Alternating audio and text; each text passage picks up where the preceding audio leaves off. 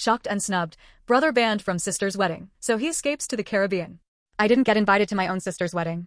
Instead of sticking around to feel sorry for myself, I booked a vacation. And wouldn't you know it, just as the wedding plans started crumbling, my phone lit up with messages from every family member like the house was on fire. But before I dive into all that, let me say this, I've noticed the channel's been slowing down a bit lately. If you're here and you like these stories, hitting that subscribe button is the easiest way to show support. It's fast, it's free, and it really helps keep this community growing strong. They all acted like I was making a big deal out of nothing. It's just a wedding, they said. But that didn't sit right with me. My own mother flat out told me I wasn't welcome at my sister's big day. So, rather than sit at home stewing, I packed a bag and left town. A few days later, my phone wouldn't stop buzzing. I sat there in silence, eyes glued to the screen, reading one message over and over like it might say something different the fifth time around.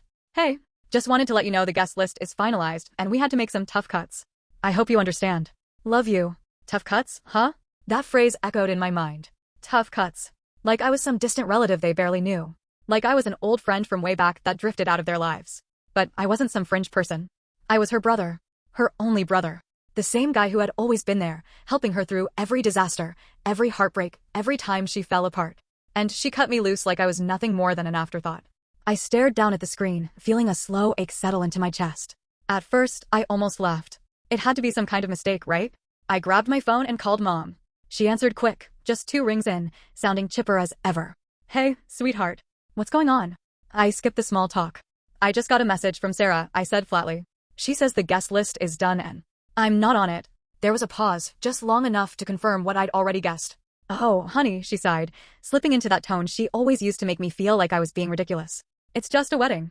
Don't blow it out of proportion. Just a wedding. That hit me like a gut punch. I clenched my jaw, but kept my voice steady. Are you serious right now? Come on, I said. Mom, I'm her brother.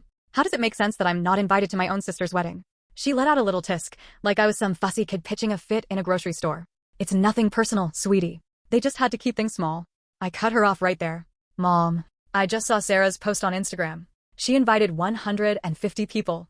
There was a stretch of silence. Then, a half-hearted chuckle. Well, you know how weddings go. They're expensive. Maybe they figured you wouldn't mind sitting this one out. Wouldn't mind? That knocked the air right out of me. Wouldn't mind? I repeated. I've been there for Sarah every time she needed me. I helped her move, twice, when she lost her job. We helped cover her rent when things got tight. And when her last relationship blew up, I was the one who picked up the pieces. But now, I went on, I'm not even good enough to show up on her wedding day? Oh, stop being dramatic, my mother replied, exasperated. It's just one day. You're overreacting. I laughed, but there was no humor in it. Overreacting. Sure. I could already see how this would play out. I'd push back. She'd dismiss me. Sarah would toss out some lukewarm apology. And eventually, I'd be expected to swallow it all, forgive, forget like always. But not this time. Something in me snapped. If I wasn't important enough to be included, then I was done pretending otherwise. I ended the call without another word and started flipping through my phone. If I wasn't going to be at that wedding, then I sure as hell was going to be somewhere better. So I planned a vacation. And the more I thought about it, the angrier I got. I'm not the kind of guy who blows up over little things. I've let a lot slide over the years. Sarah forgetting my birthday? Happened more than once. Only calling when she needed something? Standard routine. Mom always wanted me to be the understanding one. Sarah could get away with anything, and no one batted an eye. But this was something else entirely. This was pure disregard. And I wasn't about to sit around watching the family pretend like everything was picture perfect while I got erased from the frame. If I didn't matter enough to be invited, then I didn't matter enough to be available when they wanted me around. I grabbed my laptop and started hunting for flights. If Sarah got to have the happiest day of her life, I'd go have the best damn week of mine. Didn't take long, under an hour, really. I booked myself an all-inclusive stay at a 5-star Caribbean resort, full suite, ocean view, private beach, spa access, the works. I'd always told myself a trip like that was too expensive. But not this time. This wasn't just a vacation. This was a message. By the time her wedding weekend rolled around, I was already in the air, sipping champagne in first class. I even posted a picture, legs stretched out, drink in hand, and added a little caption. Guess I didn't make the guest list. But I think I'll survive. The comments rolled in almost immediately. A few cousins sent laughing emojis, and my aunt, the only one in the family with any real sense, left a comment. Good for you. Should have brought me along. That came from my aunt, probably the sanest person in our entire family. But the real highlight? The series of frantic texts I got from my mom. 3 messages back to back. Mom, where are you? Are you seriously missing your sister's wedding over this? You're being petty. Petty? That word lit me up. I wasn't even close to being done yet. I replied with a photo of the beach, white sand, sparkling blue waves, sky so clear it looked fake. The kind of place that didn't even need a filter. Then, I turned my phone off. No guilt. Not this time. For the first time in years, I wasn't bending over backward to make my family feel comfortable while I suffered in silence. I was finally doing something just for me, and I can't lie, it felt amazing. By the time I landed in paradise, any leftover guilt had already melted away. Stepping out of the airport, I was hit by a warm ocean breeze that carried the scent of salt and tropical flowers. It wrapped around me like a welcome hug. Waiting out front was a sleek black SUV, private driver and all. Inside? Ice-cold towels and bottled water waiting in the backseat, like they knew exactly how to treat someone who'd been burned. Yeah, I thought this definitely beats sitting awkwardly at a wedding table I was never offered in the first place. As we cruised along the coast, windows down, ocean in full view, I couldn't help but reflect on how right I was to make this call. Back home, my family was probably scrambling through last-minute preparations. My mom, no doubt, spinning some excuse to explain why I wasn't there. My sister, laughing it up with her bridesmaids, probably hadn't thought about me once. But here, I mattered. I wasn't an afterthought. I was the main event, at least to myself. The resort looked like something pulled straight from a dream. Towering palm trees grew right inside the open-air lobby, and a warm ocean breeze drifted through like nature's own air conditioning. Before I could even check in, someone handed me a cocktail. That kind of service. My suite? Unreal. Floor-to-ceiling windows, a private balcony with a panoramic view of the ocean, and a king-size bed that looked like it belonged in a magazine. I tossed my bag on the bed, walked out onto the balcony, and just stood there soaking it all in. Then I snapped a photo and posted it with a cheeky little caption. When one door closes, another opens, preferably to a beachside suite with unlimited margaritas. I knew someone in the family would see it, and I hoped they did. Maybe now they get a taste of what it felt like to be left out. And I was only just getting started. The first full day was downright perfect. I kicked things off with breakfast in bed, pancakes so fluffy they practically floated, fresh tropical fruit, and a cup of coffee that ruined every other cup I'd ever had. After that, nothing but pure freedom. No errands. No emotional landmines. No family drama. Just me, the sea, and a plan that revolved around doing absolutely nothing. By mid-afternoon, I was stretched out on a sun bed beside the infinity pool, a martini in one hand, watching the tide drift in. Every now and then, I'd glance at my phone not to check in with anyone, but to scroll through the flood of responses pouring into my vacation posts. They were gold. Cousin Ben messaged, "Bro, where are you?" And Karen, "Okay, now you're just showing off smirking face." An old college buddy chimed in, "Dude, next time I'm coming with."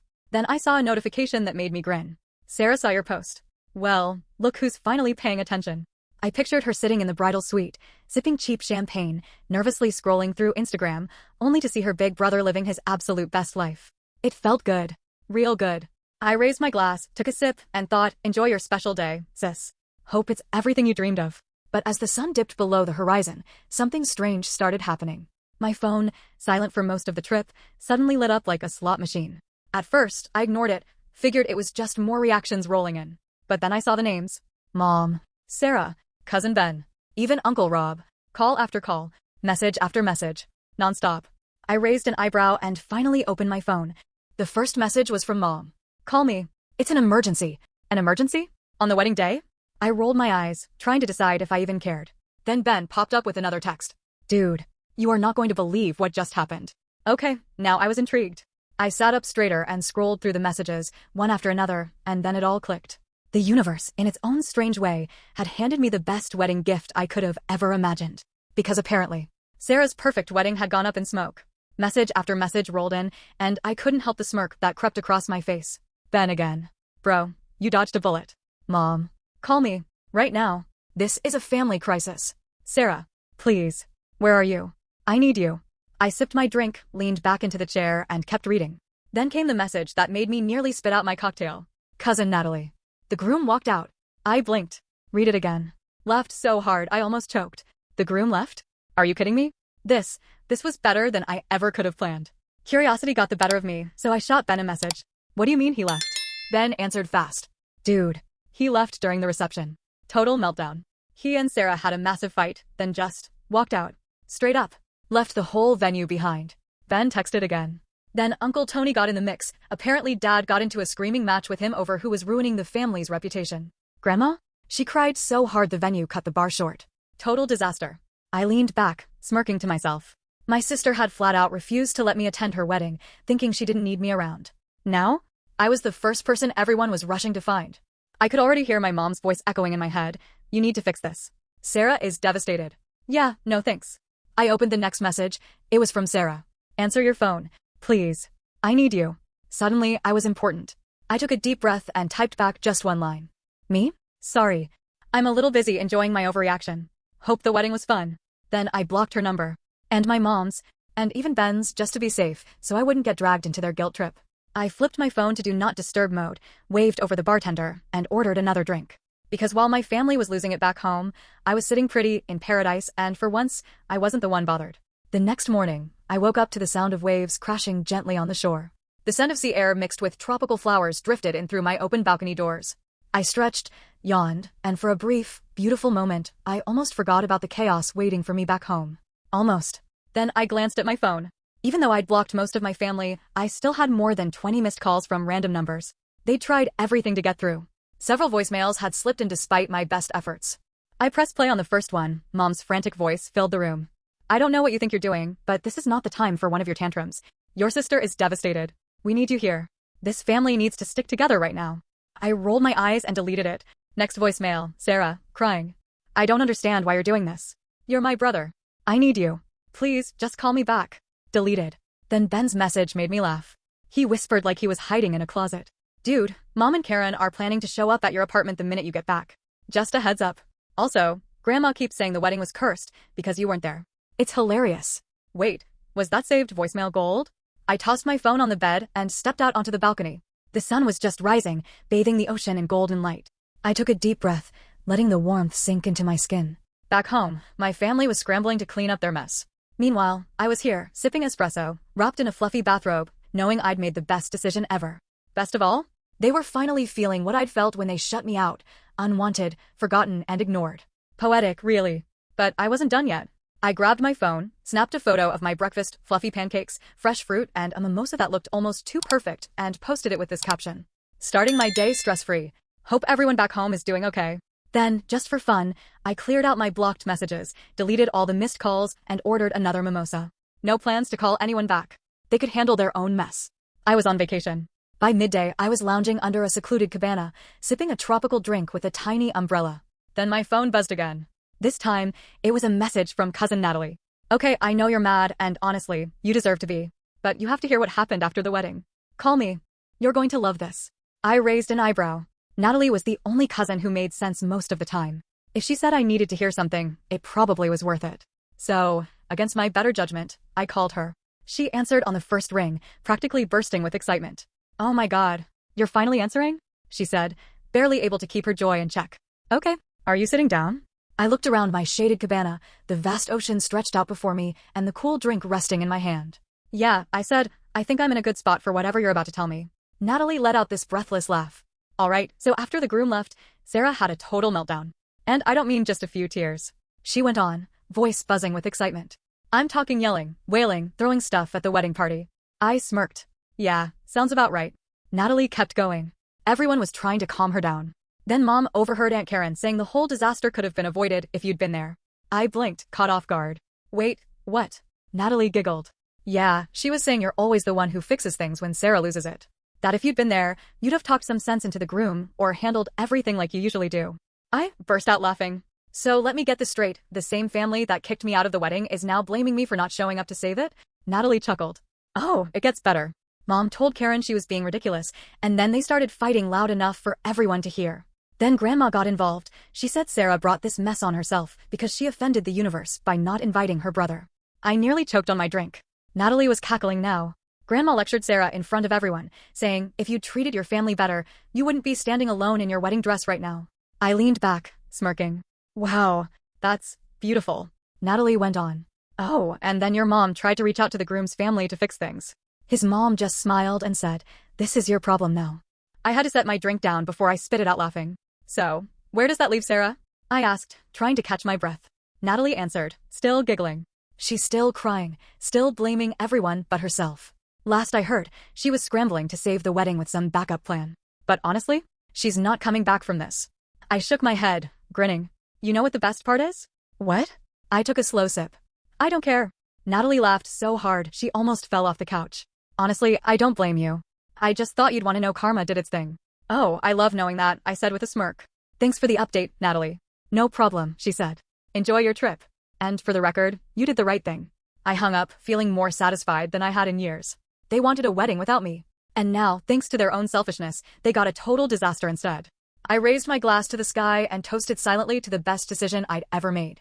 Then I switched off my phone and leaned back in my cabana. Let the ocean breeze wash away the last of my shame for the rest of the day. I didn't check my phone again. Instead, I booked a sunset cruise, soaked in the warm breeze, and enjoyed a 5-star meal by the seaside. Back home, my family was still picking up the pieces of Sarah's wedding train wreck. Me? I was having the best steak of my life. At some point, a thought crossed my mind. Maybe I should feel sorry for her. Then I remembered how easily she left me out. Nope. I took a sip of my wine, snapped one last photo of the view, and shared it with one simple caption. 0 regrets. Content. I switched off my phone again and let the evening take me. Let them stew. I was done being their backup plan. The next morning, I woke up feeling lighter than I had in years.